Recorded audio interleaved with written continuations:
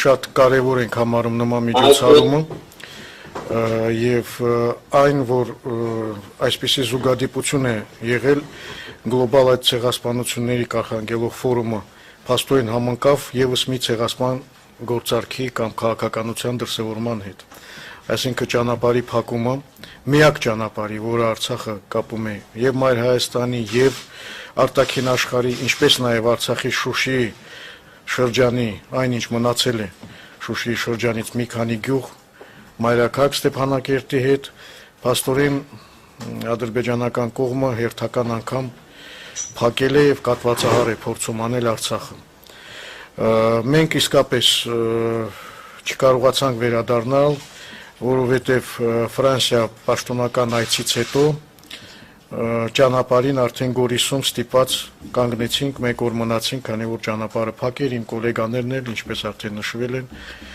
այստեղ էին մասնակցում են այդ կարևոր միջոցառմանը։ Ինչ ասենք, Արցախը շարունակում է մարտնչել եւ շարունակելու է։ Մենք բոլորս հիմա պետք է միասնական ճակատով հանդես գալ եւ օգտվելով առիթից ուզում եմ կոչ անել ողջ հայությանը, որպեսզի մենք միասնական ջանքերով ուրեմն մեր ձայնը լսելի դարձնենք միջազգային տարբեր ատյաններում։ Միջազգային հանրությանն էլ կոչ ենք անում քայլեր ձեռնարկեն եւ զսպեն Ադրբեջանի այդ հայատյաց, մարդատյաց ցեղասպան քաղաքականության դրսևորումը եւ ամեն ինչ անել, որպեսզի ճանապարհը բացվի, որովհետեւ արդեն մենք գիտենք ինչպիսի հետևանքներ կարող է դա ունենալ։ Ողջունում եմ կրկին բոլորիդ, եթե հարցեր լինի, իհարկե բոլորս կպատասխանենք։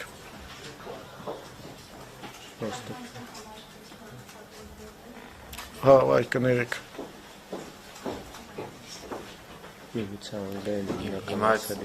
Անգլերեն, եթե անգլերեն ինի կասինք ոչինչ։ Հա, ասինքը սինխրոն չէ, հա, ճիշտ է։ Այստեղ ես պետք է խոսեմ, եթե լսողներ կան, դրա համար ազատ ոչինչ, ոչինչ։ Հիմա կարող ենք շարունակել։ Արդեն խոսեք ես։ Շատ լավ։ Ուրեմն ուզում եմ եւս մեկ անգամ եւ միջազգային դերակատարների, միջազգային իրավապաշտպան եւ միջկառավարական կազմակերպությունների ուշադրությունը հրավիրել շատ կարևոր հանգամանքի վրա, որ փաստացի այս պահի դրությամբ Արցախում 120,000 մարդ գտնվում է շրջափակման մեջ։ I want to draw the attention of the international community on the fact that about 120,000 people are now blocked in Artsakh.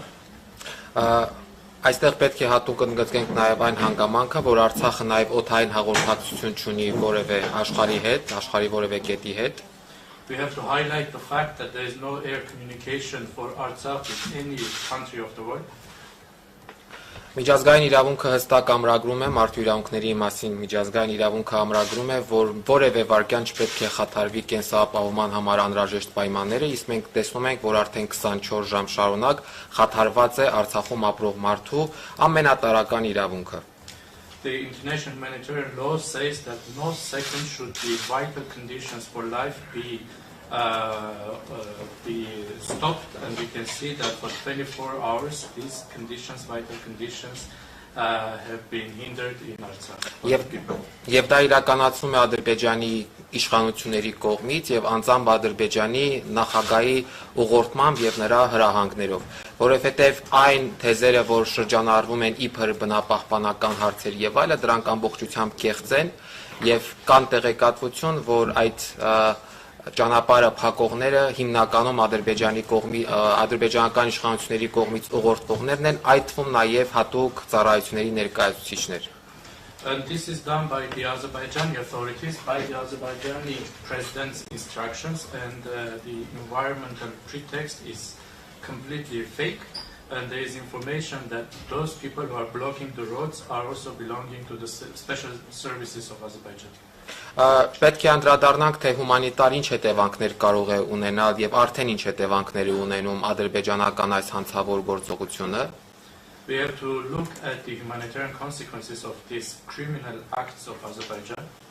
Նախ եւ առաջ այս պահի դրությամբ արդեն 24 եւ ավելի ժամ ավելի դադարեցված է սննդամթերքի, էներգակիրների, դեղորայքի եւ այլ անհրաժեշտ պարագաների մատակարարումը ամբողջ Արցախի տարածքում At this moment, for 24 hours already, no food, no energy, no medical supplies are possible to reach the entire territory of Artsakh.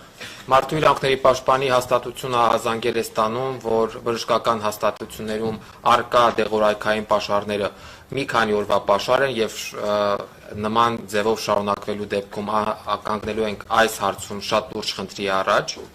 The Human Rights Defenders Office is receiving calls that the medical supplies in the hospitals are only enough for some days, and if this situation continues, we will face humanitarian crisis. Եվ նույնը վերաբերում է նաև սննդամթերքի մատակարարումներին եւ նաև էներգակիրների մատակարարումներին, կոնկրետ բենզինի եւ դիզվարելիքի մասին է խոսքը. Same goes for the supplies of food and energy. We are speaking about diesel and fuel. Այլ փաստի վրա ուշադրություն հրավիրեմ 1100 մարդ այս պահի դրությամբ մնացել է ճանապարհներին ձմեռվա նման ցուրտ պայմաններում. Other facts we have to mention that 1,100 people right now are on the roads under the harsh cold conditions of winter. Այդ թվում 270 երեխաներ, որոնք որ զրկվել են իրենց ընտանիքների հետ միանալու իրավունքից, այսինքն կտրված են իրենց ընտանիքներից. Including 270 children who are separated from their families. Ընդհանուր, եթե առաջնային մասը ամփոփելու լինենք, պետք է անպայման նշենք, որ սա Ադրբեջանի կողմից իրականացվող էթնիկ զտման քաղաքականության, ցեղասպանական քաղաքականության հերթական բաղադրիչն է. And in general, we have to say that this is another component of the Azerbaijani ethnic cleansing or genocide politics. Այն իրականացվում է հետևողականորեն եւ համակարգված կերպով, դա հատուկ դեպքեր չեն, այլ 2020 թվականի նոյեմբերի 9-ից հետո հաստատված հրադադարի դիտավորյալ խախտումներ եւ ձեռք բերված պայմանավորվածությունների դիտավորյալ խաթարումներ. This is done systematically and including since the 9 November 2020 ceasefire. The ceasefire conditions are being intentionally violated. Այսքանը. Հիմա կարող ենք հարցերին անցնել. Now we can open the floor for questions.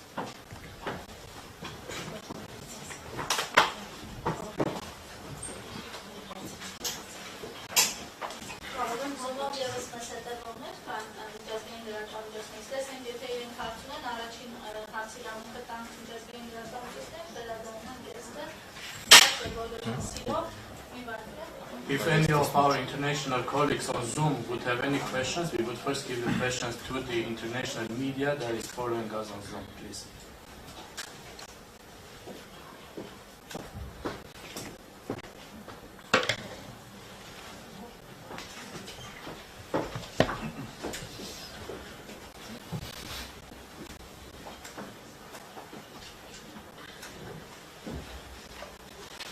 Hi sir, I am Siddhant from Beyond India. My question to the Foreign Minister sir is, how do you see India's role amidst the ongoing conflict you have? And there have been reports of India giving missiles to your country. The pact has been signed. If you can also talk about that development, the defense agreement with India.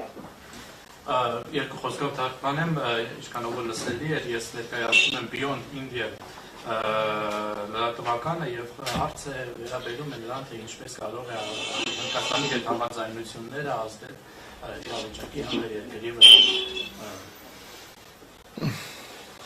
Գիտեք, Հնդկաստանի հետ հարաբերությունները ճիշտ կլինի իհարկե ուղղվի Հայաստանի Հանրապետության արտաքին գործերի նախարարին, բայց ես կարծում եմ, որ նաև Հնդկաստանի հետ հարաբերությունների զարգացումը տարբեր ոլորտներում կարող է միայն դրական ազդեցություն ունենալ թե մեզ, թե Հնդկաստանի վրա։ When it comes to the relations with India, the question should be directed to the Ministry of Foreign Affairs of Armenia.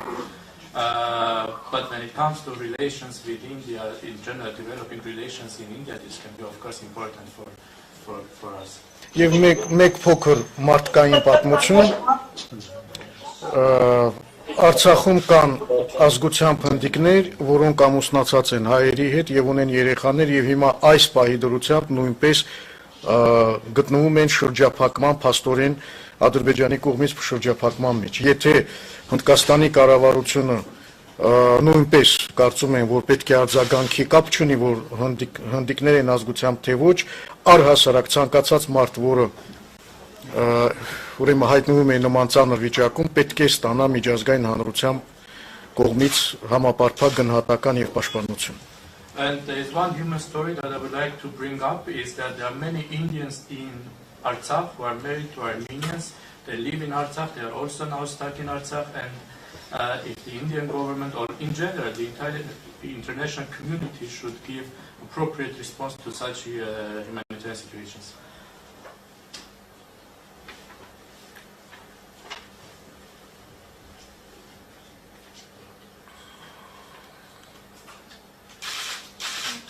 Okay, it seems like I'm the next one to be up. My name is Rasmus Kahnbäck. I'm a Swedish journalist. Yes, so I was, is it fine that I'm asking the question now? Yeah, okay.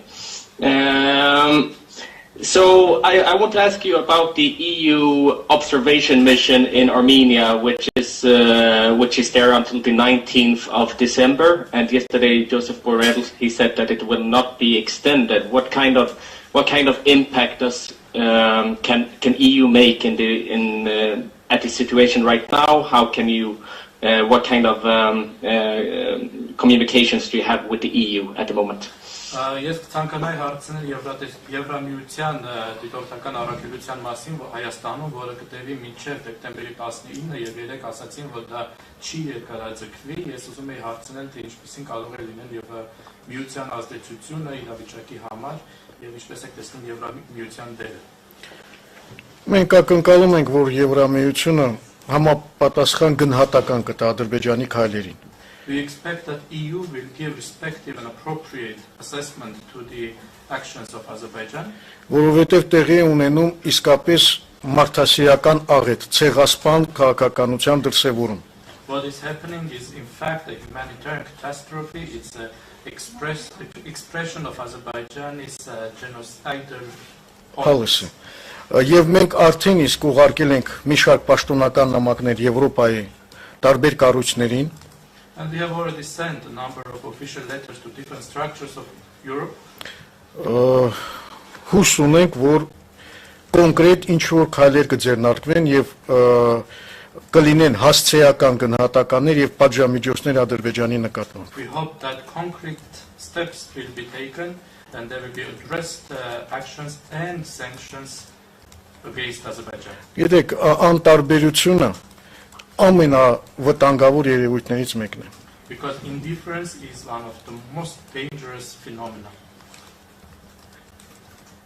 Եթե թույլ տաք, ես էլ նույն հարցին պատասխանեմ, Եվրամիությունից ակնկալիքներից ես նաև որպես մարդու իրավունքների պաշտպան արձագանքեմ, որ Եվրոպական միությունը արժեքների եւ մարդու իրավունքների վրա հիմնված կառույց է եւ աշխարհում տարածում է մարդու իրավունքների պաշտպանություն, բայց ցավալիորեն տեսնում ենք, որ մինչեւ այս պահը որևէ առարկայական շոշափելի արձագանքի չի արժանացրել Ադրբեջանի այս հանցավոր գործողությունը։ If I may, I would also like to reply to this question about EU's role as the human rights defender. I would like to say that although EU is based on values, on human rights values, until now, unfortunately, there is no tangible, specific response coming from EU on these criminal acts of Azerbaijan.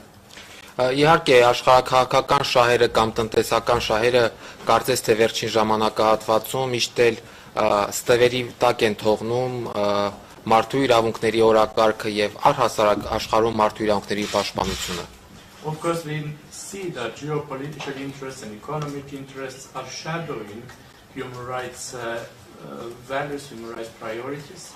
Բայց դա այդպես չպետք է լինի կոնկրետ Եվրոպական միության պարագայում, որովհետև մի կառույց կազմակերպություն, որ աշխարհի բոլոր կետերում տարածում է մարդու իրավունքների օրակարգ, առաջին հերթին ինքը իրենից պետք է սկսի եւ հստակ կանգնի այդ իրավունքների պաշտպանության դիրքերում։ But this shouldn't be the case for EU because it's a structure that is promoting human rights all over the world, but it should start with itself and it should It should start with itself when it comes to the human rights agenda. Եվ ես կարծում եմ, որ Եվրոպական միությունը պետք է պատժամիջոցներ կիրառի Ադրբեջանի նկատմամբ, այս պահի դրությամբ Արցախում 120,000 մարդու իրավունքները ամենախիստ ու կոպիտ կերպով ոտնահարելու համար։ And I believe that EU should impose sanctions on Azerbaijan for partially violating the human rights of 120,000 people that are now in Artsakh right now.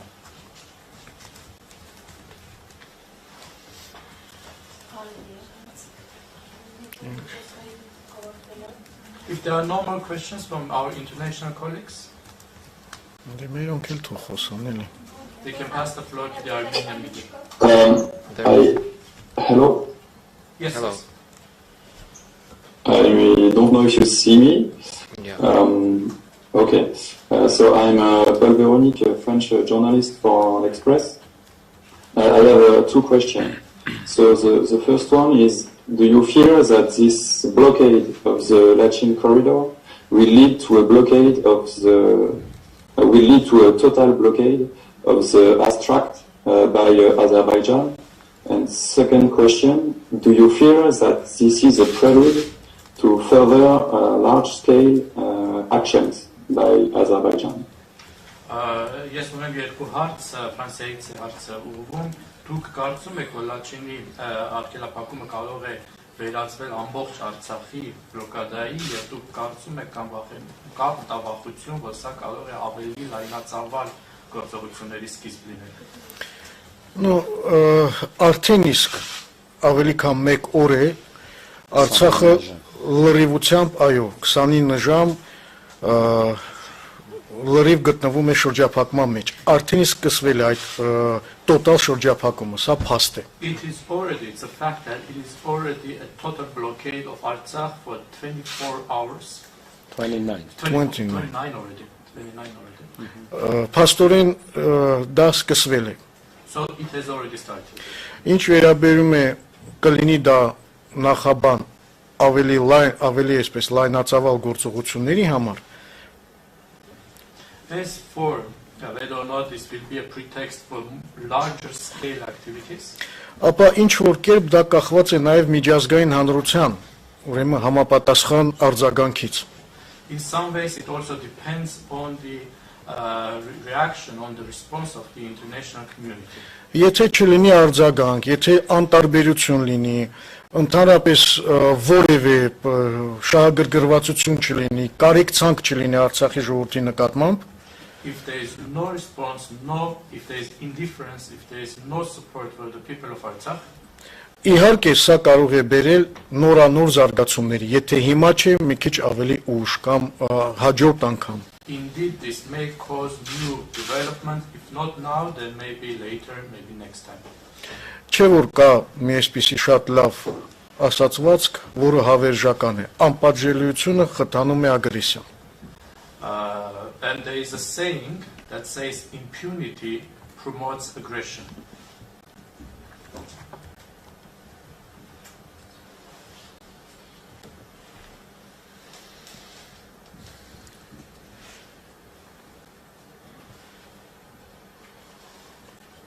Խնդրեմ երեխեք, մերոնց If there are no more questions, we'll move to the Armenian media. Պարոն Բաբայան, փաստորեն միջազգային հանրության այսպես ասենք անտարբերության արդյունքում նաև ադրբեջանցիները նորանոր ուժեր են այսպես ասենք վերում բնապահպաններ անհատար կամ ոսկով։ Ինչ քայլերի պատրաստվում դիմել, հնարավոր է դա վերածել ինչ-որ ռազմական գործողությունների նաև ռուս խաղապահների միջնորդությամբ։ Mr. Babayan, in fact, it turns out that as a result of the indifference of the international community, Azerbaijan is involving new forces, including environmental pretext. What steps are you going to take? Սա փաստորեն այդ նախորդ հարցի շարունակությունն է։ This continues the previous question. Իհարկե, երբ որ տեսնում են անպատժելիություն, որոշ միջազգային հանրության որոշ անդամների կողմից ընդհակառակը խրախուսում, In fact, when they see indifference or even encouragement by some international actors, օրինակ նույն Թուրքիայի կողմից, չէ, for example, say Turkey, բնական է Ադրբեջանը ավելի այսպես համարձակ է դառնում եւ դիմում է այդպիսի սարսափելի քայլերի 21-րդ դարում փաստորեն սովամահի արչեւ կանգնեցնելով մի ողջ ժողովուրդ. Indeed, Azerbaijan becomes bolder and takes such horrible steps. In fact, in the 21st century, it is threatening the entire population with starvation. Հետևաբար կախված է ինչ որտեղ նաև միջազգային հանրության համապատասխան այսպես արձագանքից եւ եթե լինի շատ կոշտ արձագանք աշխարհով մեկ կարծում եմ դա իր ազդեցությունը կունենա չեմ ասում որ 100% միայն դա կկազդի բայց կունենա որոշակի ազդեցություն. So it also depends on the reaction of the international community. If there's strong reaction, then maybe not 100%, but there will still be its influence, its results.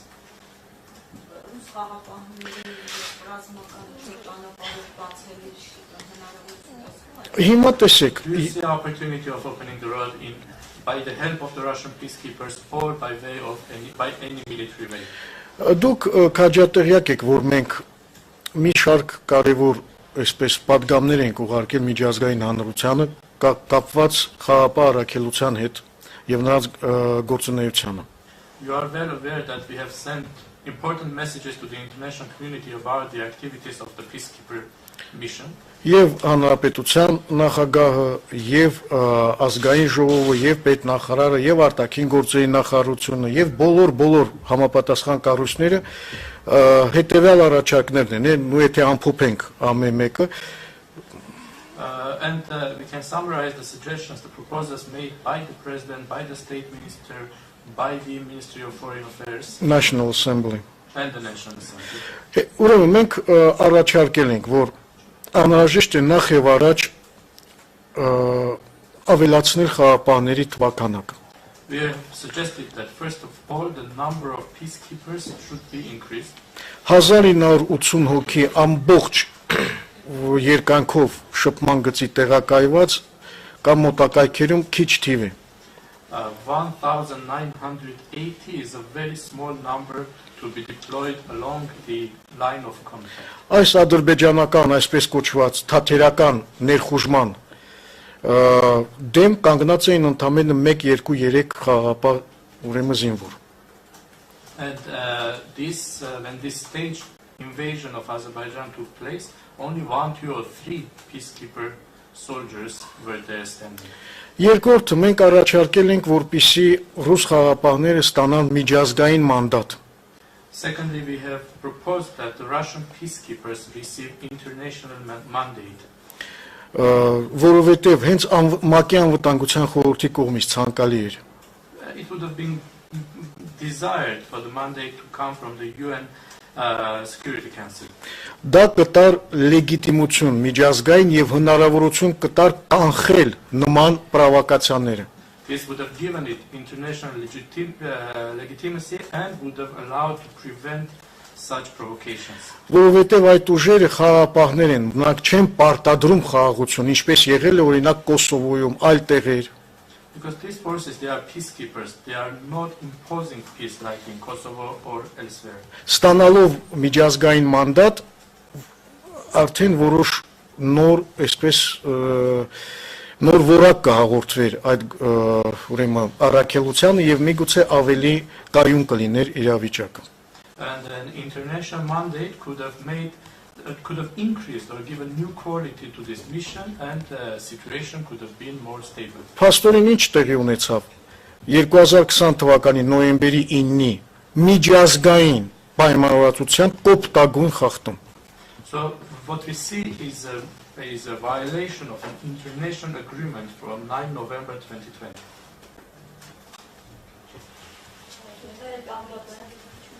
Հա, խնդրեմ գոլեգան. Այս բանում Արցախի իշխանության եւ Ադրբեջանի միջեւ բանակցություններ ընթանում են իրենց ճանապարհը բացառությամբ դերեն ներգրաված։ Հետո մյուս հարցը։ Right now are there negotiations about opening the roads and who are involved in the negotiations by the Artsakh authorities? Գիտեք Արցախի ուրեմն իշխանությունները Արցախյան կողմը, այսպես ասենք, իհարկե շփումների մեջ է բնական է ռուս խաղապահների միջոցով, որպեսզի with the help of the Russian peacekeepers, the Artsakh authorities are in touch. Այլ տարբերակ չկա։ Եվ բնական է բոլոր համապատասխան կառույցները այնտեղ են եւ ներկայացուցիչները անուններ չտանք, որոնք զբաղվում են բոլորը երկրի ղեկավարից սկսած միջև համապատասխան տարբեր կառույցների ներկայացուցիչներ զբաղվում են հարցի հանգուցալուծմամբ։ Ամեն մեկը իր ճակատում։ Միջնորդությամբ ուղղակի ընդհանրապես բանակցություններ հասկացությունը մի քիչ ճիշտ չի օգտագործել։ Արցախի եւ Ադրբեջանի միջև չկան բանակցություններ, կան շփումներ։ It's not correct to use the word negotiations, it's with mediation, it's we have contacts between the Artsakh and Azerbaijani authorities without giving names, starting from the president, everyone is, all the stakeholders are in touch. Որովհետև տեսեք, ասենք, այս սա չենք վերցնում, այս կոնկրետ դեպքը չենք վերցնում, ասենք ինչ որ միտեղ մի մարդ է մոլորվել եւ հայտնվել իրենց օկուպացված տարածքում։ Not only this case, let's say that somewhere a person is getting lost and somehow appears in their occupied territories. Ինչ պետք է մենք անենք, բնական է պետք է շփում հաստատենք ադրբեջանական կողմի խաղաղապահների միջոցով եւ այդ մարդուն դուրս բերենք, չէ՞։ We should naturally be in contact with the Azerbaijani side with the help of the peacekeepers and try to bring this person out. Կամ միտեղ կտրել են ինչ որ մի էլեկտրալար, կամ չգիտեմ, այլ ինչ որ դեպք է եղել։ Or if somewhere the electricity lines are damaged or something, some other case, event, incident happens, we are in contact. Սա է իրականությունը։ Եվ քանի որ թեկուզ միջնորդավորված այժմ շփումների մեջ է ադրբեջանական կողմի հետ նրանք մի պահանջն են բարձրացնում պարոն Գավան, թե այդ պահանջները են ներկայացնում, նորից այդ բնապահպանական պահանջներն են։ In your contacts with the Azerbaijani side, although with mediation, are they raising the same environmental concerns or they have different concerns? Ես կարծում եմ ակնհայտ է, որ ոչ մի այսպես բնապահպանական խնդիր չկա։ I think it's obvious that there is no environmental issue. Մի հատ տեսեք այդ մարդկանց ովքեր են այդ մարդիկ։ Բանակի մարդիկ ովքեր ծառայում են Ադրբեջանի բանակում, հատուկ ծառայություններում եւ այլ բեմականացված մի ձև է, վաղը կուղարկեն, չգիտեմ, հեծանավորների, մյուս օր արտիստների։ When we see who are these people there, it's people who are serving in the Azerbaijani army, in the Azerbaijani special services. This is a staged action. Tomorrow they may send other activists on bicycles or. Հիմա, եթե իրենք ունեն ինչ-որ խնդիրներ բնապահպանական, այդպես են վարվում։ If they have environmental issues inside, do they do the same?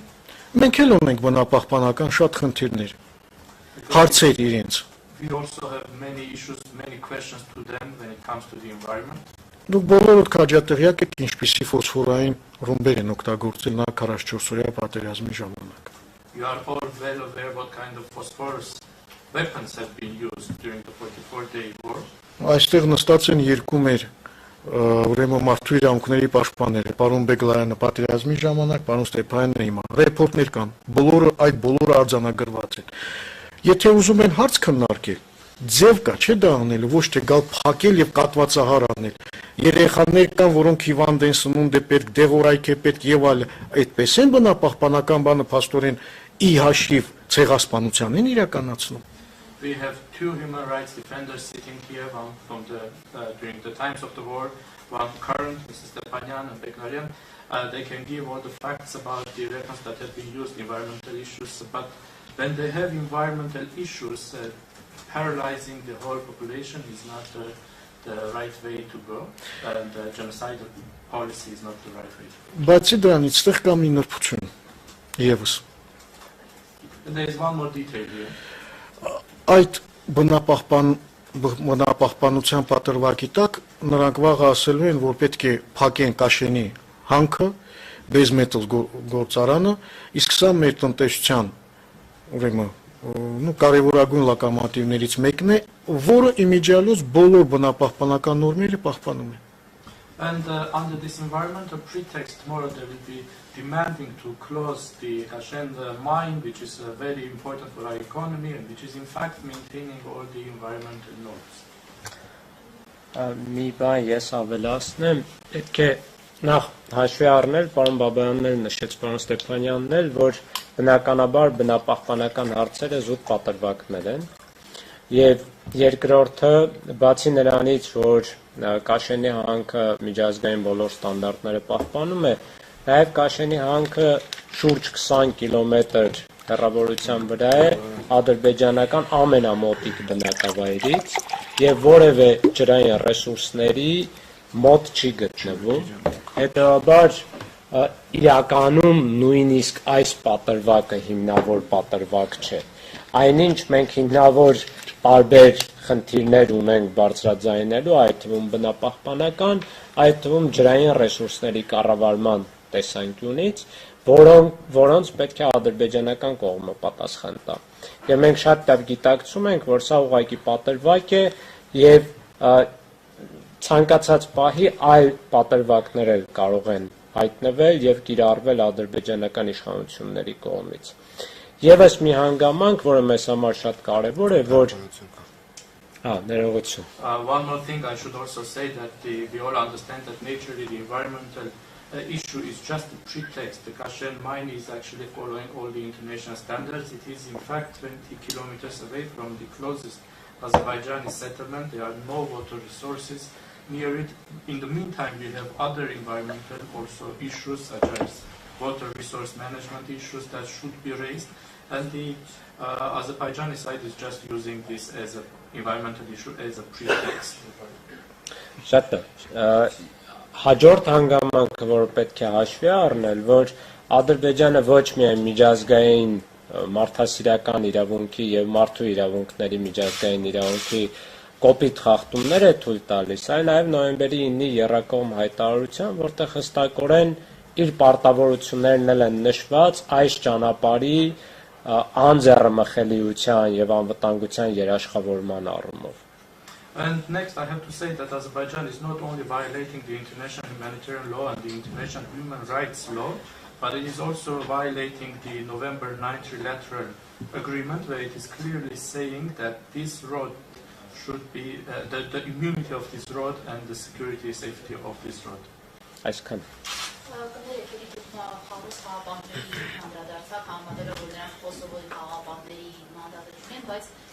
Այս իրավիճակում նրանք ունեն մանդատ ճանապարհը բացել բան բավական այս հարցը կուզենայի հստակ արձագանքի։ Mr. Babayan, it was mentioned that the Russian peacekeepers do not have the same mandate as the Kosovo, for example, peacekeepers, but in this case, do the Russian peacekeepers have the mandate to open the road? Գիտեք, Ռուզանա ջան, նախ եւ առաջ մենք պետք է մի բան հասկանանք, որ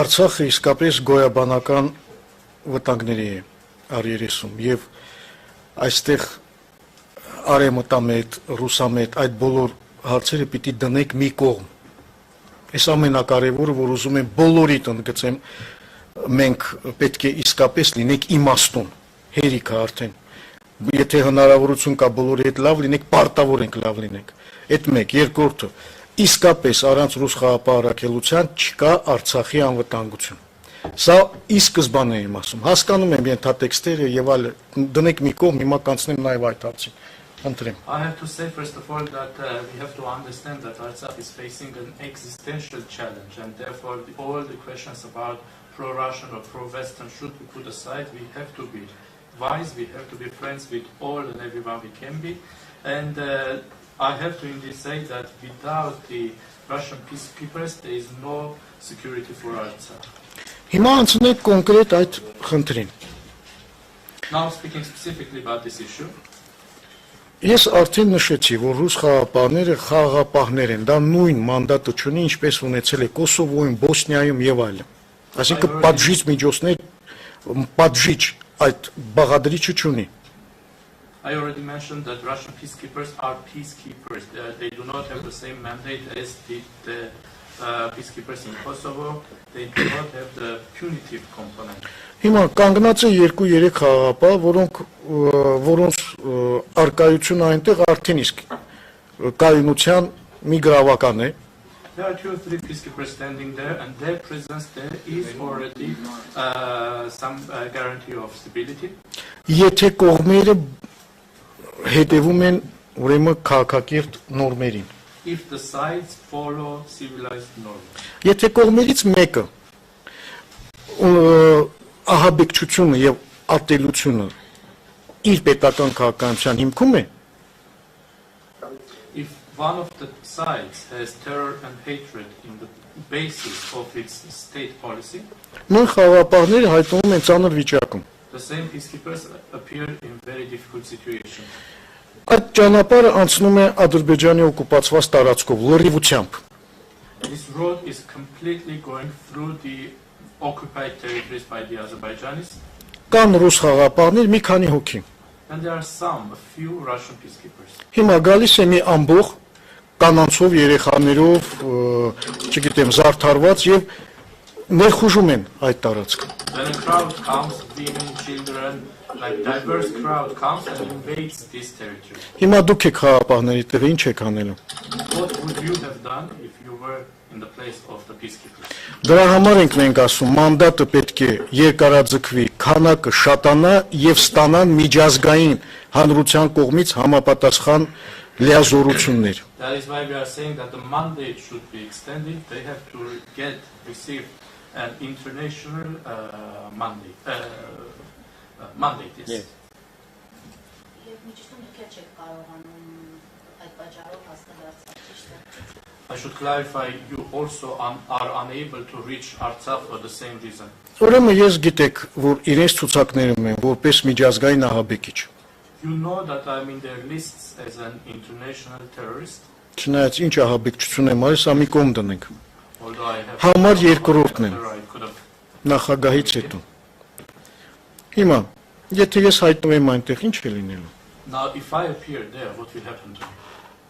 Իմ մասին չի խոսքը։ Վաղը այնտեղից մի հատ երեխա վերցրին, գողացան հասարակ մի մարդու, հասարակ քաղաքացու, ինչպես որ անում էին տասնյակ կամ հարյուրավոր անգամ։ And not only myself, what will happen if tomorrow they kidnap, they steal a child, a normal citizen from there? Քանի հատ մենք ունենք ռազմագերի, որոնք չեն վերադարձվել։ We have so many prisoners of war who have not returned.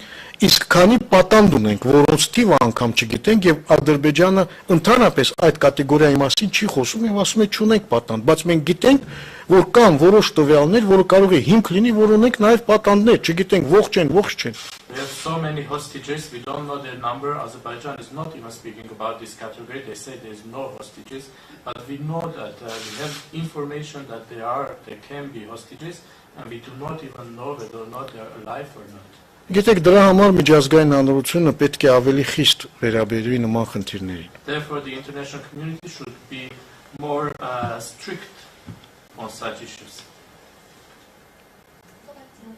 Պարոն Բաբայան, այսինքն ձեր խոսքից ստացվում է, որ կառույց խաղաղապահները, ովքեր ադրբեջանական կողմը դիմում է այսպիսի գործողությունների մանդատ չունեն ուժի գործադրման հարցերը կարգավորելու եւ օրինակ հիմա հենց նույն ուժի գործադրման So, if I understand right, you are saying that the Russian peacekeepers there do not have the mandate to exercise force to open the road.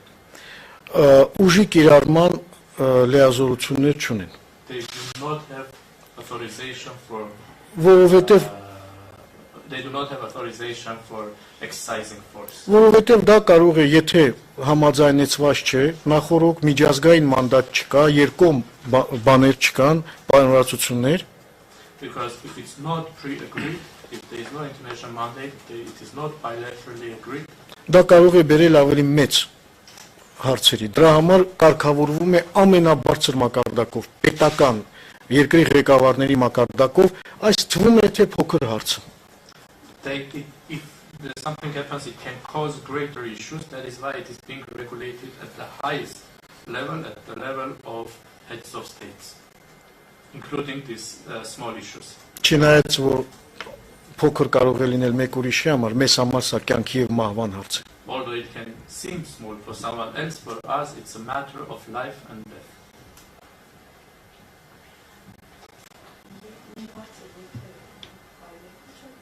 Պարոն Բաբայան, նաև այստեղից երբ առաջին միջադեպը գրանցվեց ճանապարհը փակելու, օրինակ Հայաստանից հայտարարվում է, որ Հայաստանի իշխանության ներկայացուցիչներից հայտարարվում է, որ անարգել անխոչնդոտ մուտքը ադրբեջանցիների Արցախի տարածք փոխհամաձայնեցված գործողություններով։ Դուք տեղյակ եք եղել, օրինակ Արցախի իշխանությունը տեղյակ է եղել, ինչ կերպով են մտել օրինակ Իվանյան համայնքում խաղաչին դեպքերը որակները, ինչպես են իրենք մտել եւ ինչ փոխհամաձայնության մասին է խոսքը, ինչ ինֆորմացիա ունեք։ When this incident happened from the Armenian side, there was information that this happened in a mutually agreed way, and when they entered Ivanyan community, do you have any information how it happened and what kind of mutually agreed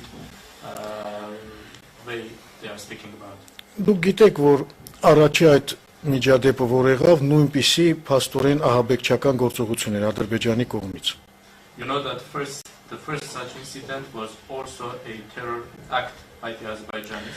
Եվ որպիսի իրավիճակը հանգուցալուծվի, եկել են որոշ բանվածությունների, որ տեղում տեսեք, որ ամեն ինչ նորմալ է։ Դրա համար ուրիշ ոչ մի այլ խնդիր չկա, բայց չէ որ կարելի է դա անել առանց նման ահաբեկչության։ And to settle the matter, it was agreed that they can come on the spot, see that there is no issues, but this could have been done without terrorism. Եթե ուզում են հարց ունեն, խնդրեմ, մենք էլ ունենք հարցեր։ Դրա համար կա քաղաքակիրթ ձև։ Մենք երբեք չենք խուսափել որևէ երկխոսությունից, բանականությունից։ Իհարկե դա չի նշանակում, որ մենք ենթակա ենք Ադրբեջանի կամ խոսելու ենք այդ ենթակայության մասին, չէ, ընթացիկ հարցեր կա, որը անհնարին է պարզապես խուսափել քննարկումներից։ And if there are questions, we also have questions. They can be discussed in civilized ways. We never rejected dialogue, negotiations. There are current issues that can be discussed, but this doesn't mean that we are subjects of Azerbaijan or should speak as subjects of Azerbaijan. No, we should speak as equal subjects. Yes. Equal actors, equal entities. Այո։ Պարոն Բաբայան, իսկ չեք կարծում, որ Ադրբեջանը շրջափակման մեջ բարելով Արցախը փորձում է զիջումներ կողմել Հայաստանից։ Mr. Babayan, don't you think by blockading Artsakh, Azerbaijan might be trying to get consensus from Compromises from Armenia? Գիտեք ոնց է, չի բացառվում, բայց այս նման ձևը փաստորեն միջազգային իրավունքի կոպտագույն խախտում է։ It can't be excluded, but such a way is a gross violation of international law. Նախ եւ առաջ հայ-ադրբեջանական հարաբերությունների կարգավորումը չնայած ինչ որ կապված է, փոխկապակցված է Ադրբեջանա-Ղարաբաղյան հակամարտության կարգավորումից, բայց հայելային չէ, էլի դա սրանք երկու այլ հարթությունում են գտնվում։ First of all, Armenia-Azerbaijan relations or regulation of these relations is not mirror with the Artsakh issue. This is completely different platforms. Հետևաբար այսպիսի ճնշումներով կորզել ինչ որ այլ բաներ, դա ինքնին միջազգային իրավունքի խախտում է։ Therefore, to get something by such pressures is already violation of the international law. Եվ երկրորդը այսպիսի գործողությունները միջազգային մարդասիրական իրավունքի գարշելի խախտումներ են։ Secondly, such actions are horrible violations of the international humanitarian law.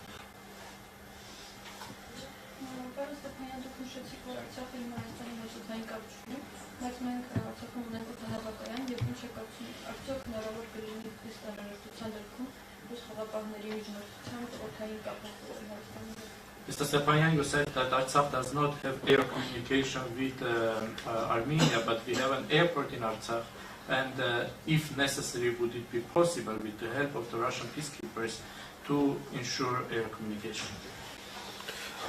Ես հարցին այս տեսանկյունից կմոտենայի, ոչ թե հնարավոր կլինի, այլ պարտադիր պետք է լինի։ I will say not only it should be possible, but it should be mandatory. Որովհետև ամենավատ սցենարում տեսնում ենք, որ այսինքն ամբողջական բլոկադան Արցախի ժողովրդի նշանակելու է, որ արդեն իսկ նշել ենք, թե ինչ հետևանքների է հանգեցնելու։ Եվ եթե հնարավոր չէ ցամաքային կապը ապահովել, որը որ եւս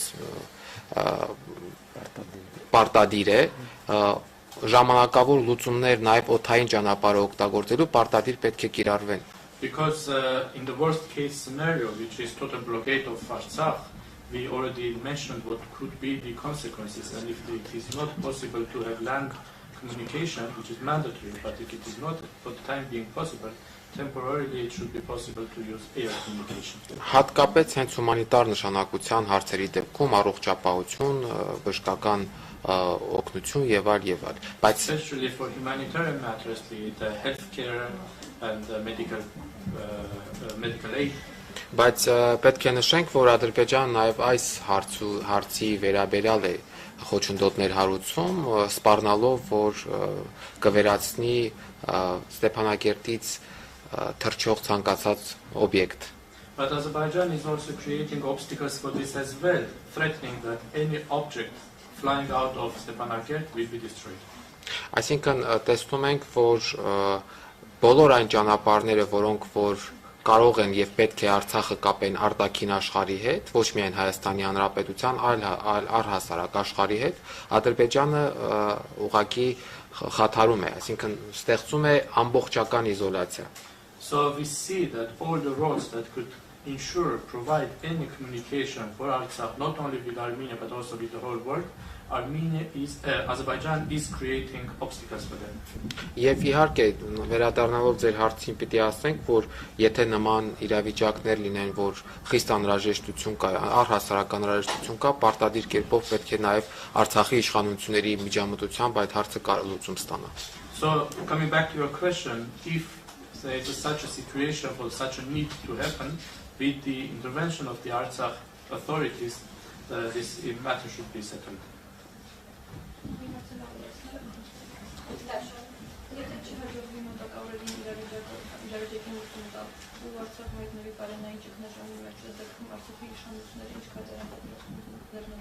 If not possible to settle the matter within the coming times, and Artsakh faces a food security issue, food crisis, what are going to be the steps? Կտեսնենք իհարկե սա կլինի ֆորս մաժորային իրավիճակ, հուսով ենք, որ միջազգային հանրությունը եւ տարբեր այսպես դերակատարներ այնուամենայնիվ կանեն ամեն ինչ, որպեսզի իրավիճակը չհասնի այդ կրիտիկական պահին։ We'll see. Indeed, this will be a force majeure situation. We hope that the international community and other actors will do everything for the situation not to reach such a critical level. Մենք որոշակի սցենարներ ունենք մշակած, որ դեպքում ինչ կարող ենք անել, իհարկե որքան իրավիճակը ծայրահեղ ճգնաժամային լինի, այնքան այդ իրավիճակին համապատասխան գործողություններ ենք նախատեսում եւ մեր կողմից եւ բնականաբար ռուս խաղաղապահների հետ համագործակցությամբ, հաղորդակցության արդյունքում եւ նաեւ հաշվի առնելով միջազգային հանրության պարտավորությունները աջակցելու եւ հնարավոր ներուժը եւ իհարկե նաեւ Հայաստանի Հանրապետության կողմից էլ լրացուցիչ աջակցություն։ Այս տեսանկյունից իրավիճակից բխող են լինելու մեր գործողությունները։ We already have some scenarios developed, and depending on how critical the situation will be, respectively and accordingly, the response will be also with our involvement, with the involvement of the Russian peacekeepers, with involvement and with the international community's obligations and potential, as well as by the support of the Republic of Armenia.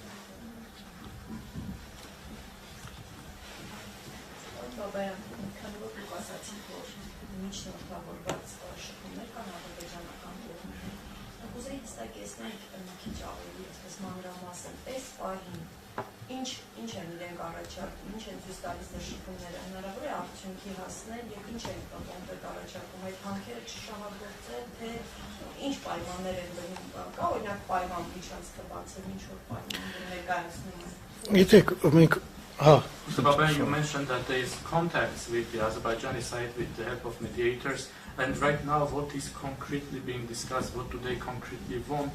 Are there any conditions? Is there a condition for opening a corridor? What do they want?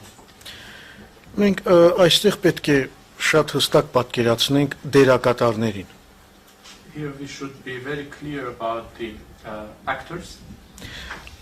Այդ ամբողջը, որը փակել է ճանապարհը, crowd that has blocked the road. Նա միայն գործիք է։ It is only a tool.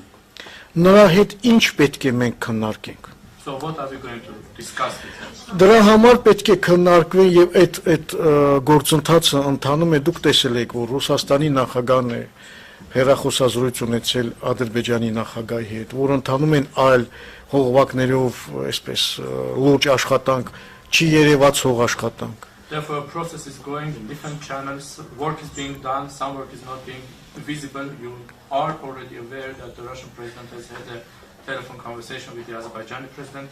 Իսկ այդ մարդիկ, ովքեր այնտեղ կանգնած են, հրաման են կատարում։ And the people who are standing on those roads, they are just following orders. Պարոն Բաբայան, խոսքը այսքան որ ասացիք շփումների մեջ եք ադրբեջանական կողմից, նկատի ունեիք իրենց, թե նկատի ունեիք ադրբեջանական իշխանությունների Չէ, բնական է համապատասխան, այսպես ներկայացուցիչների հետ։ Նաև իրենց հետ ինչ որ կերպ, այսպես խաղաղապահները տեսնում են, գոնե ուզում են կարգավորեն, սրանք անընդհատ ուզում են ել ավելի առաջ գնան, բան, սա արդեն տեխնիկական խնդիրներ է, բայց այդ մարդիկ իրենք օբյեկտներ են, իրենք սուբյեկտ չեն։ Ոչ մի բան, գորգորում են, սա մեր հողն է։ Նու հաշվի առնելով, որ միջև հիմա այնտեղ են այդ գործիքները, պարզ է, որ դերևս որևէ բան չկա։ Understanding that these people are still there, we can understand that there is not yet any tangible results, but we are in touch with everybody. Ինչ որ X պարի միջանց տվացել է կոնկրետ ինչ-որ պայման իրենք ներկայացնում են, ո՞նց են ձևակերպում այդ Do they put any conditions for opening the corridor at some point? How do they formulate their conditions? Այս պայդրությամբ կան ուղղակի լոզունգներ, Right now they are just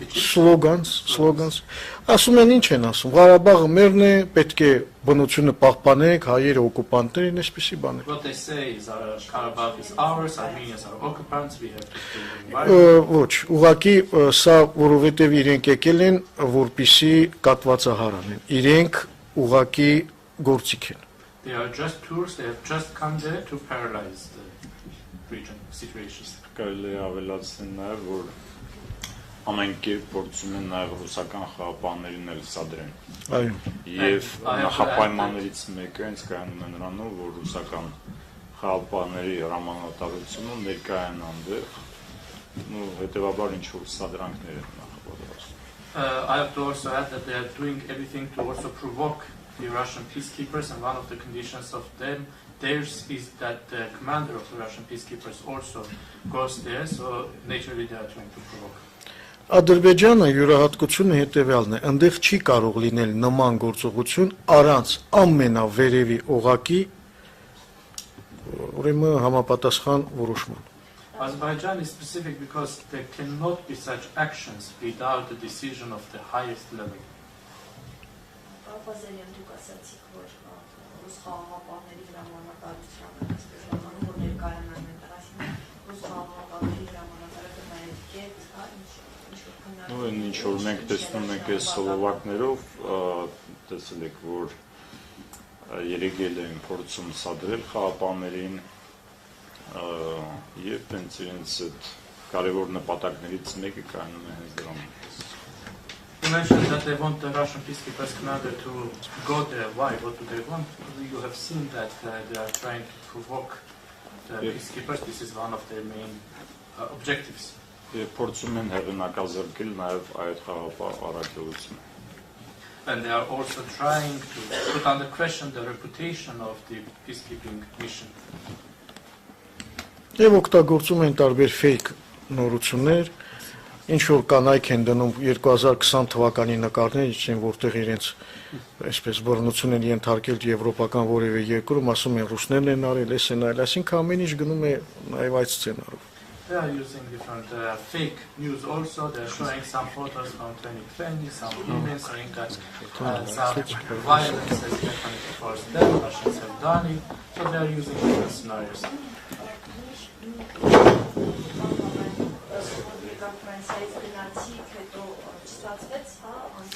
Ուրեմն մենք եկանք Կիրակի երեկոյան։ We came from France on Sunday evening. Մեկ օր մնացինք այստեղ, առավոտյան ճանապարհվեցինք Ստեփանակերտ։ We stayed here one day. In the morning, we traveled to Եվ Stepanakert. արդեն ճանապարհին իմացանք, որ փակված է ճանապարհը։ And on the road, we found out that the roads are blocked. Բնական է, կապի մեջ էինք համապատասխան կառույցների հետ, եկանք եւ Գորիսում ստիպված մնացինք։ We were in touch with respective structures, and when we arrived in Goris, we had to stay in Goris. Այն հույսով, որ կարող է բացվել եւ մենք նույնիսկ կես գիշերին անցնենք գնանք, բայց չբացվեց դրա համար With the hope that the road would be opened, and even at midnight we would be able to cross, but it was not opened.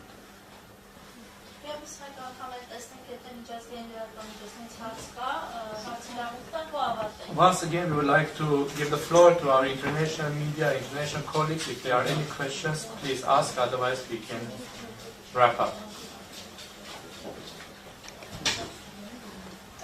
Yes, I had actually one more question. I missed a little bit before because of technical issues, but we were talking about humanitarian need, how you can maybe move it with airplanes and so on. But if there's an escalation and there would be a war, how is there a plan for evacuation of civilians from Artsakh? Ես եւս մեկ հարց ունեմ, կներեք տեխնիկական պատճառներով չկարողացա որոշ մասեր լսել, սակայն ցանկանում էի հարցնել, երբ դուք խոսեցիք մարդասիրական կարիքների մասին, խոսեցիք օդային հաղորդակցության մասին, սակայն եթե լինի պատերազմ, եթե լինի իրավիճակի սրացում, արդյոք կա պլան, թե ինչպես տատանել Արցախի բնակչությանը։ Գիտեք, որպեսզի պարզ լինի ինչ պլան կա, պետք է առաջին հերթին նայենք քարտեզին։ In order to understand what the plan could be, we first have to look at the map.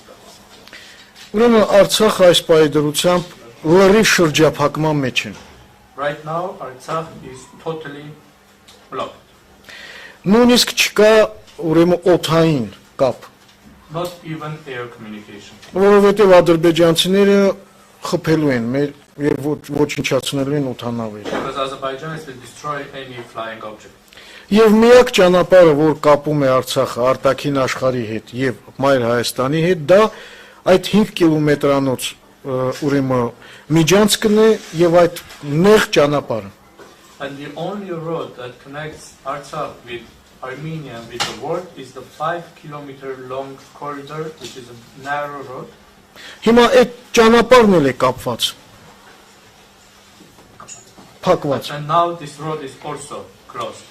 Լավ, ո՞նց տարհանենք։ Որտեղ տարհանենք։ How and where are we going to evacuate people?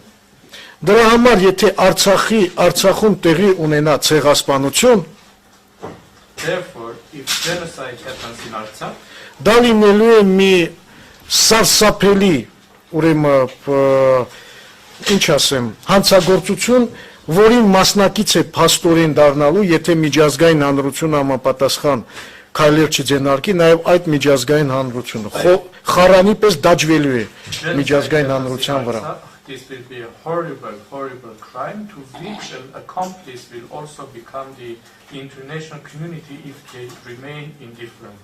This will be stamped on the international community.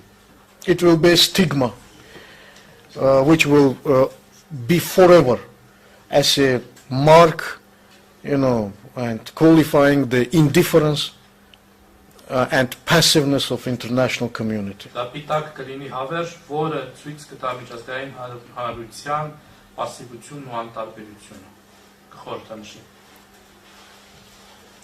Ես էլ որոշակի անդրադարձ անեմ քաղաքացիական պաշտպանությանը, կա որոշակի պլաններ, իհարկե կառավարության կողմից հաստատվում են քաղաքացիական պաշտպանության պլաններ, բայց ինչպես պարոն Բաբայանը նշեց, պատերազմ լինելու դեպքում Արցախի ժողովուրդը ուղիղ հայտնվում է երկու այլ ընտրանքի առաջ, կամ ցեղասպանություն, կամ էթնիկ զտում, պետք է թողել ու հեռանալ։ So I will also I will mention that when it comes to civil protection, there are some plans that are approved by the government, but as Mr. Babayan mentioned, in case of war, the Artsakh population will face only two alternatives. One is ethnic cleansing, the other one is genocide, or they will just have to leave.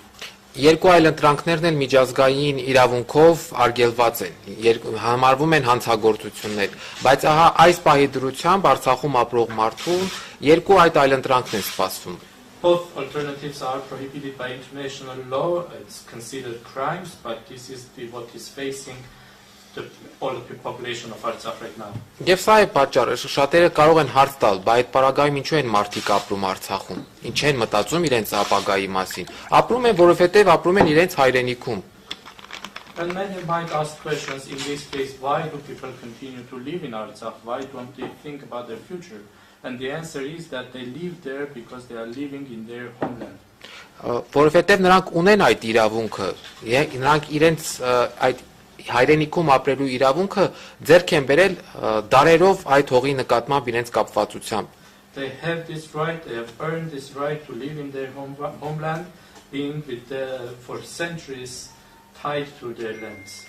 Եվ հենց այստեղ է առաջանում միջազգային հանրության պատասխանատվությունը պաշտպանելու Արցախի ժողովրդին ցեղասպանությունից եւ էթնիկ զտումներից։ And here comes the responsibility of the international community to protect the people of Artsakh from genocide and ethnic cleansing. Եվ ես ձեզ այս հարցի համար շատ շնորհակալ եմ, ես կուզենայի, որ դուք այս հարցը տաք նաև եվրոպական պաշտոնյաներին եւ այլ միջազգային դերակատարներին։ And I would like to thank you for this question very much, and I would have liked you to ask also this question to the European and other international officials. Թե ինչ կարող է լինել, ինչպես է լինելու Արցախի ժողովրդի ճակատագիրը, եթե Ադրբեջանը հերթական անգամ դիմի ագրեսիայի։ Ask the question what can be or how will be the future of the people of Artsakh if Azerbaijan goes for another aggression. Գուցե այդ ժամանակ տրամաբանությունը կգերակայի եւ միջազգային հանրությունը վերջապես պատշաճ արձագանքի կարժանացնի։ Maybe in this case logic will win, and finally the international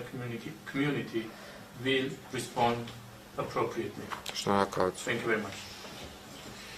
Շնորհակալություն։ Thank you very much.